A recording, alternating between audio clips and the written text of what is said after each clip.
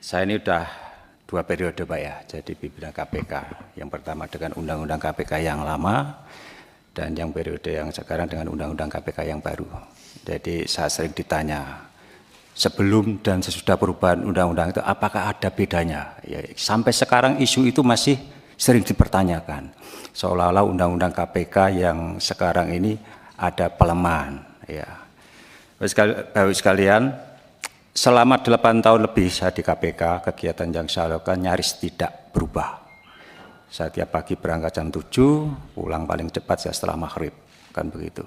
Tidak ada yang berubah, kan gitu. Kenapa hasilnya berubah Pak Alek? Kenapa sekarang KPK begitu terpuruk? Kalau dari sisi kinerja Bapak sekalian, bisa dilihat selama 4 tahun sebelumnya di periode pertama saya ada 600-an perkara yang ditangani. Sementara untuk periode kedua itu ada 500-an lebih juga perkara yang ditangani. Hanya sering masyarakat lupa, di periode yang kedua ini ada bencana COVID 2 tahun.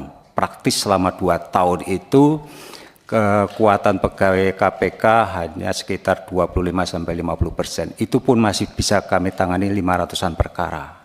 Itu kinerja dari sisi penindakan. Kemudian kalau terkait independensi, di periode ini rasanya lebih banyak pejabat tinggi negara yang kami tindak. Ya, ada 2 menteri termasuk kepala Basarnas yang sebelumnya enggak sebanyak itu seingat saya. Artinya apa?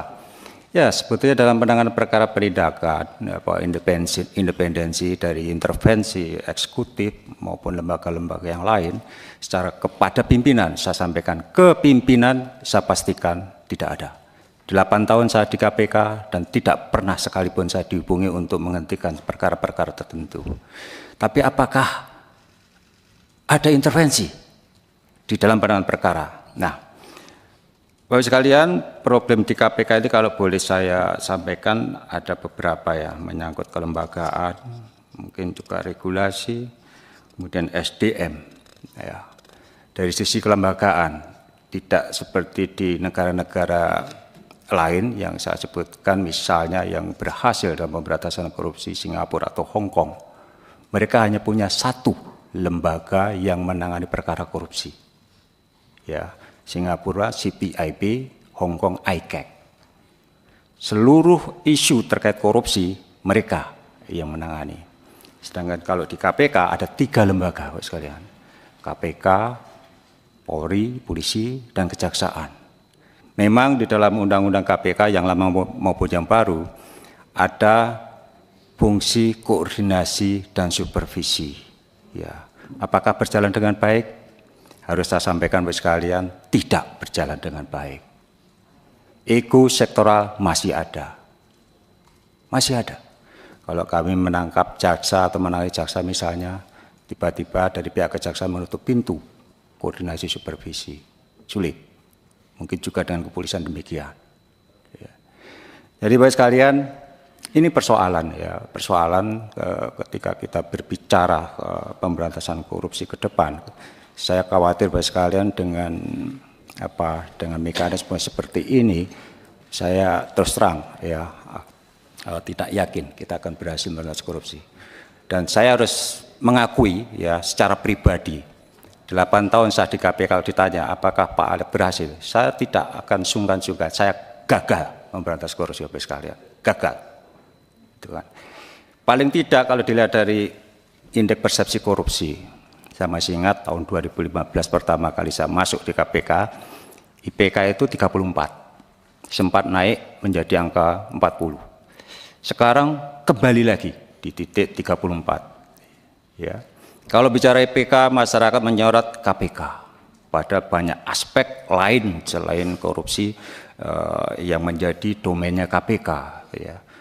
Ya, ada kemudian investasi, ada terkait penegakan hukum, kemudian ada kemudahan berbisnis dan lain. Ada 8 indeks dalam IPK itu dan tidak semuanya itu menjadi domain KPK. Ya, artinya apa? Dari satu sisi, ya upaya-upaya untuk pemberantasan korupsi ya tidak dilakukan atau tidak diikuti oleh lembaga-lembaga yang lain.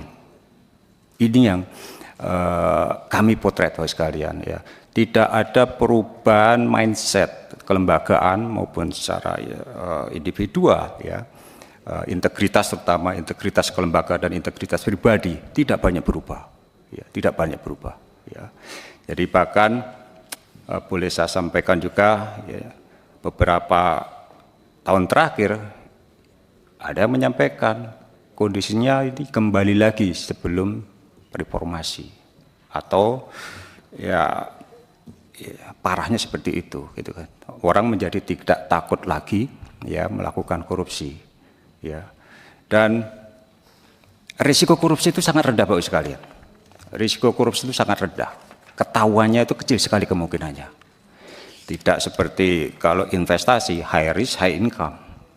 Kalau korupsi itu risikonya rendah, tapi untuk mendapatkan penghasilan tinggi gampang, kan gitu. Belum lagi ketika ketahuan masih banyak cara untuk bisa lolos, kan gitu. Ya, kita tahu semua bagaimana tadi disebutkan ada beberapa case yang menyebutkan pihak-pihak tertentu ternyata juga tidak lanjut juga. Nah, ini problem kelembagaan, ada 3 lembaga dan koordinasi supervisi ini sampai sekarang boleh dikatakan tidak berjalan dengan baik. Beberapa waktu yang lalu saya, Pak Nawawi, Pak Gufron, dan Pak Rudi serta Pak Didik, Deputi Pendidikan dan Deputi Kursup, ke Menko Polhukam menghadap, Pak. Kita melaporkan, bukan melaporkan, bertemu dengan Menko Polhukam, Pak Hadi, kita sampaikan problem koordinasi supervisi, ya. Kita sampaikan ini tidak berjalan dengan baik dan kami memohon Menko Polhukam itu untuk memfasilitasi, ya. Bapak Menko Polhukam mengundang dari pihak kejaksaan dan kepolisian dan kami diundang karena KPK kan bukan di bawah koordinasi Menko Polhukam, jadi kami diundang khusus bicara terkait dengan korupsi secara periodik 3 bulan lah atau 4 bulan sekali lah, khusus bicara terkait korupsi dan bagaimana koordinasi supervisi KPK dengan kejaksaan dan kepolisian. Apa kendala-kendala dalam penanganan korupsi, itu yang kami sampaikan, ya. 3 bulan yang lalu, tapi sampai sekarang juga belum ada tindak lanjutnya. Ya mudah-mudahan nanti ke depan seperti itu mekanisme. Terus kalau kami yang harus, ya, turun mengundang, ego sektoral itu masih ada. Lebih pas kalau itu saya pikir dilakukan oleh Menko Polhukam dengan mengundang kejaksaan, polisi, dan kami juga diundang khusus membicarakan korupsi secara periodik. Apa kendala yang dihadapi masing-masing pihak terkait koordinasi dan lain sebagainya. Menyangkut juga kebijakan ke depan seperti apa, mungkin bisa dibicarakan di forum itu. Gitu kan.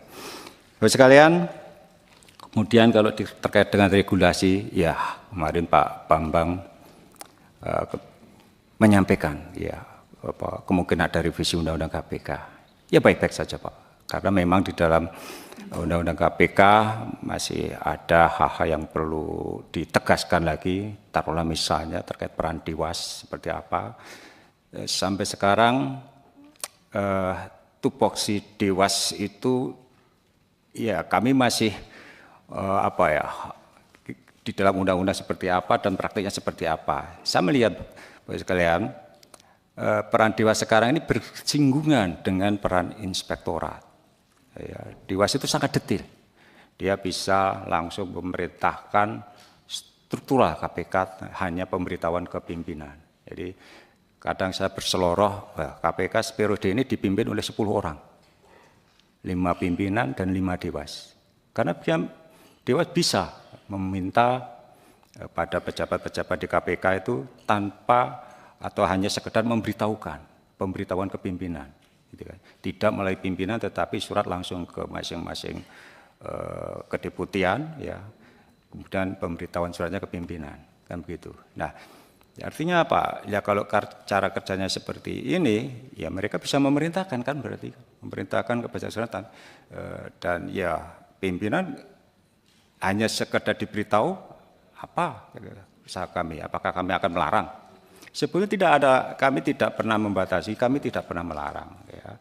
Hanya saja sebetulnya, iya perlu ada pengaturan bahwa setiap permintaan dari Dewas itu harus melalui pimpinan dan sedangkan nanti kemudian pimpinan yang akan meneruskan ke pejabat-pejabat yang berkepentingan. Tapi itu tidak, bahkan Dewas juga sampai turun ke lapangan, saya sampaikan tadi detail, jadi tidak semata-mata terkait dengan urusan yang kebijakan dan lain sebagainya atau evaluasi kinerja secara tengah tahunan atau tahunan, tetapi sampai ke detail ya, detail ya. Itu yang saat ini berjalan ya. Jadi jangan kita membayangkan Dewas itu seolah-olah komisioner BUMN yang mungkin tidak harus setiap hari datang, hanya kalau ada isu-isu yang sifatnya strategis, tidak. Jadi mereka aktif ya, bahkan di dalam Perdewasnya mereka bisa menindaklanjuti dugaan kode etik itu berdasarkan temuan, artinya temuan Dewas. Ya kalau temuan berarti kan harus dicari Pak, supaya ketemu, kan begitu kan. Tidak sekedar kalau di undang-undang berdasarkan laporan masyarakat, tetapi berdasarkan juga temuan, ya temuan Dewas. Nah ini makanya beberapa informasi yang entah siapa, saya yakin dari dalam KPK sendiri terkait percakapan pimpinan yang bocor keluar kemudian sampai Dewas. Saya itu 5 kali Pak dilaporkan Dewas ya, alhamdulillah kan sejauh ini nggak terbukti Pak. Tetapi kan udah ramai duluan Pak. Ya, terakhir saya diisukan bahkan sampai di sidang, saya diduga meminta pupuk ya ke Menteri SIL untuk kampung saya gitu kan. Ya saya sih nggak masalah Pak, saya sampaikan bukan saya, kan itu kan. Jadi Bapak sekalian itu beberapa hal yang terkait ini. Download Tribun X sekarang, menghadirkan lokal menjadi Indonesia.